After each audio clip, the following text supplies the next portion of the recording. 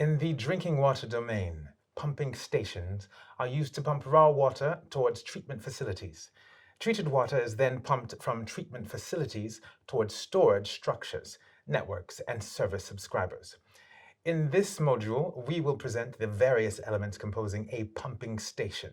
We will then look at its various operating modes.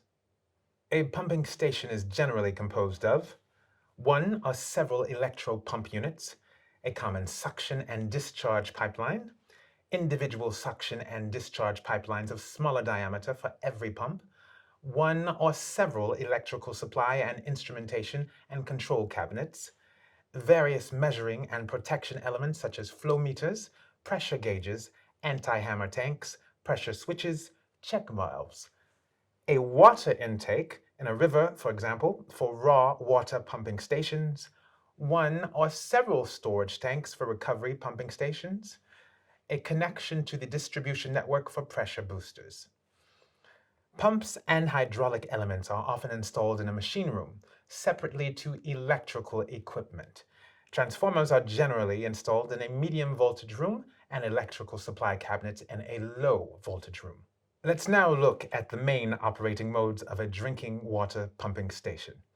In the case of raw surface water pumping, water is taken from the water intake in the river and sent towards the treatment inlet, with no intermediary storage, or sent towards a pre-setting storage basin, which enables a reserve volume to be stored at the drinking water facility inlet.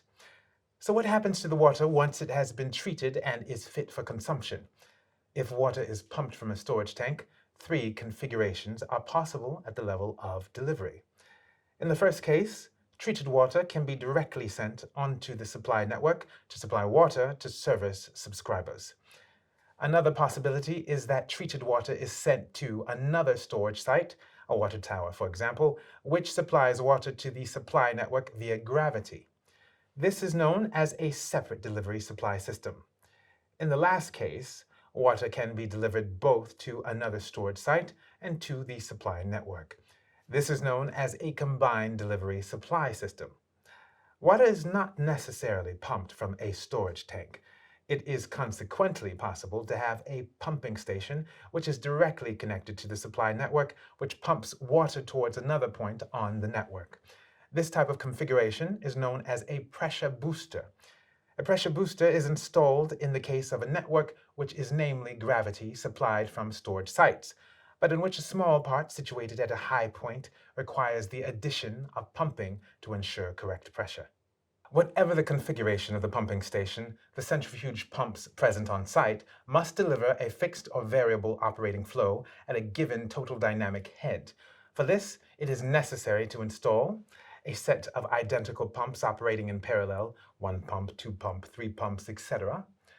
Two sets of pumps with different characteristics. In other words, each set respectively ensures a different operating flow for a given pressure.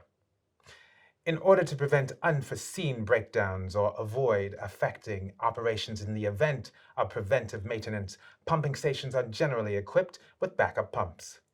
Pumps are therefore in operation on a rotational basis, either manually or with the help of an automation, in order to balance out operating time and extend the life duration of the units. The points to be remembered with respect to pumping stations. A pumping station is composed of measuring, protection, storage elements, and of one or several electro-pump units.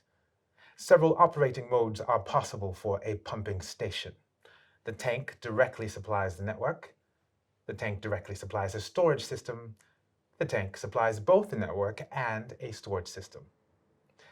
Lastly, on a gravity network, it is also possible to install a pressure booster.